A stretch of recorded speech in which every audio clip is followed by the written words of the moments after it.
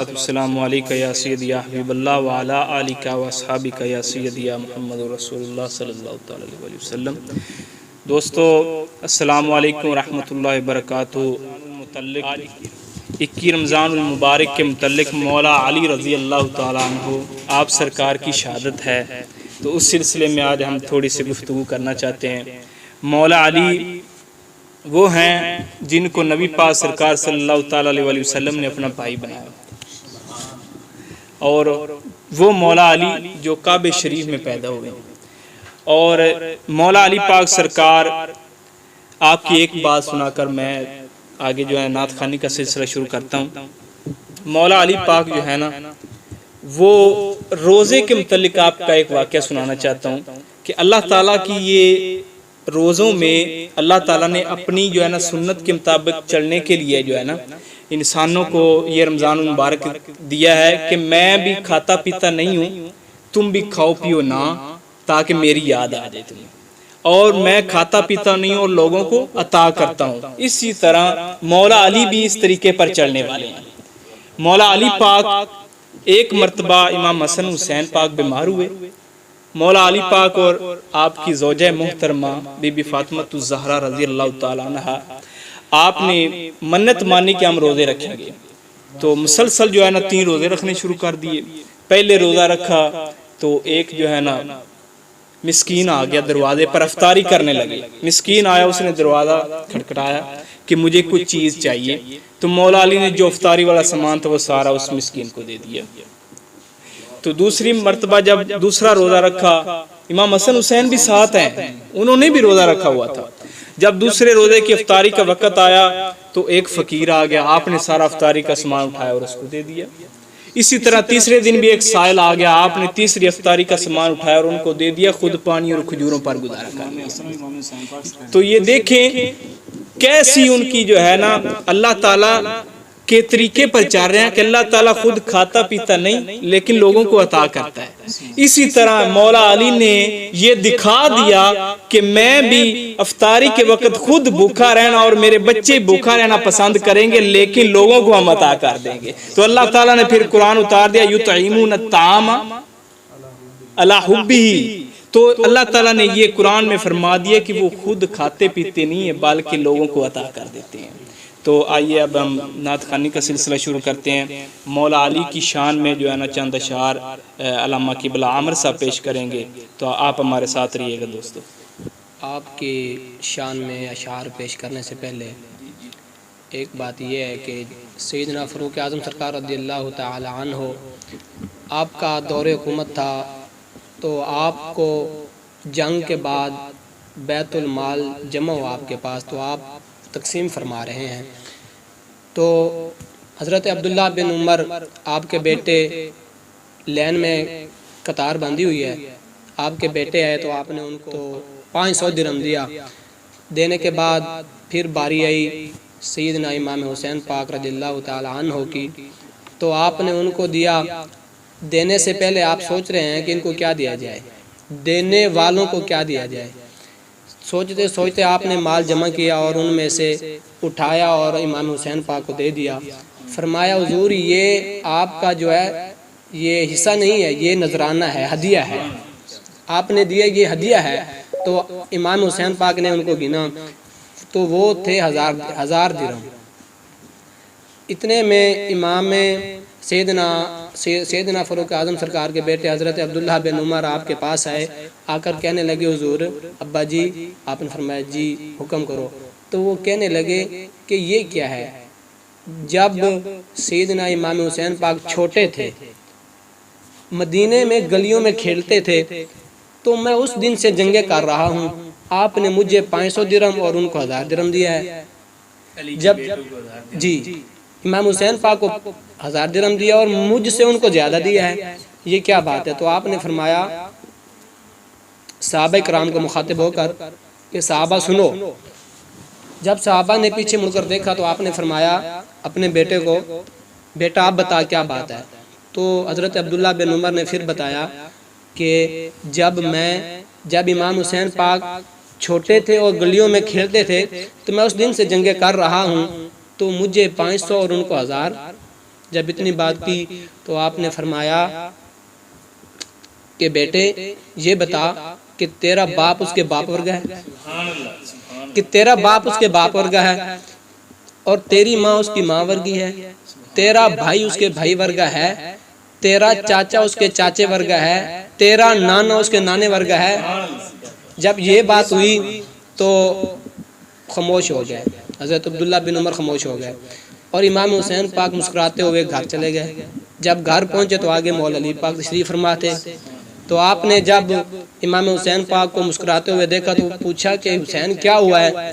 تو آپ نے عرض کی ابا جان کہ آج عمر پاک نے کمال ہی کر دی ہے، مجھے جو ہے میری عزت بھی بتائی ہے، اپنے بیٹے کو میرے خاندان کی جو ہے شرف اور تعریف بھی کی ہے، اور مجھے ان سے حصہ بھی زیادہ دیا ہے۔ تو آگے مولا علی پاک تھے، تو انہوں نے فرمایا کہ میں نے سن رکھا ہے رسول پاک صلی اللہ تعالی علیہ وسلم سے کہ عمر پاک جو ہیں جنت کے سورج ہیں۔ جب اتنی بات ہوئی تو کچھ دنوں کے بعد فاروق اعظم سرکار تک یہ بات پہنچی، تو آپ نے سارے معاملات وہاں پر چھوڑے اور چلتے چلتے سیدنا مولا علی پاک کے پاس آئے اور فرمایا علی میں نے ایک بات سنی ہے، من کنت مولا فہذا علی جن مولا، آپ سب کے مولا ہیں اور میرے بھی مولا ہیں، یہ بتائیں یہ جو بات آپ نے بیان کی ہے کیا یہ رسول اللہ نے بیان فرمائی ہے؟ تو آپ فرمانے لگے جی ہاں فرمائی ہے۔ تو آپ نے کاغذ قلم نکالا اور نکال کر فرمایا کہ یہاں پر مجھے لکھ دینا، آپ لکھ کر دیں مجھے کہ حضور پاک نے ایسے فرمایا ہے۔ تو مولا علی پاک نے فرمایا عمر لکھنے لکھانے کو چھوڑو، میں اور میری نسل قیامت تک آنے والی جو ہے قیامت کے دن ہم اس بات کی گواہی دیں گے کہ حضور پاک سرکار نے آپ کو جنت کا سورج فرمایا تھا۔ تو یہ شان ہے۔ تو اس کے بارے میں اعلیٰ حضرت سرکار بھی فرماتے ہیں کہ اہل نظر کی آنکھ کا تارا علی علی، اہل نظر کی آنکھ کا تارا علی علی، ڈوبے ہوئے دلوں کا سہارا۔ اللہ ماشاءاللہ بہت ہی اچھے انداز سے جو ہے قبلہ عامر صاحب نے مولا علی پاک کا واقعہ بھی سنایا اور ایک شعر بھی سنایا۔ تو ایک میں ضرور آپ کی بارگاہ میں عرض کرنا چاہتا ہوں کہ مرحب دو نیم ہے سر مقتل پڑا ہوا، مرحب دو نیم ہے سر مقتل پڑا ہوا، اٹھنے کا اب نہیں کہ یہ مارا علی کا۔ تو مرحب جب بہت ہی جو ہے نا پہلوان بن کے آیا، لیکن مولا علی سرکار نے جب ایک زور سے تلوار ماری تو اس کی ڈال بھی ٹوٹ گئی اور اس درمیان سے چیر دیا مولا علی پاک نے۔ تو حیدر کا نام ہی رکھ کر آپ کے والد نے یہ بتایا کہ حیدر کہتے ہی اسے ہیں جو دشمن کو چیر پھاڑ دیتا ہے۔ اور مرحب دو نیم ہے سر مقتل پڑا ہوا، اٹھنے کا اب نہیں کہ یہ مارا علی کا ہے۔ آپ کے بارے میں یہ آتا ہے کہ مرحب کو جو آپ نے ٹھوکر لگائی تھی نا، قیامت کے دن بھی اللہ تعالیٰ مرحب کو نہیں اٹھائے گا، قیامت کے دن بھی مرحب کو اللہ تعالیٰ نہیں اٹھائے گا، لوگوں کے سامنے یہ ظاہر کر دے گا خدا تعالیٰ کی ذات کہ یہ علی کی ضرب لگی ہوا ہے، یہ اٹھ ہی نہیں سکتا۔ اعظم یہ مغفرت کی سند ہے ہمارے پاس، اعظم یہ مغفرت کی سند ہے ہمارے پاس، ہم ہیں علی کے اور ہمارا علی علی ہے۔ تو جی استاد محترم قبلہ آپ مولا علی سرکار کی شان میں واقعہ سنائیں تاکہ ہمارا دل باغ باغ ہو جائے۔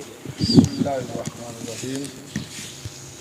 میں مولا علی مشکل کشا پاک سرکار کے بارے میں وہی بات سنانا چاہتا ہوں جو خود زبان رسالت سے بدر سونے صلی اللہ علیہ وسلم نے فرمائی تھی۔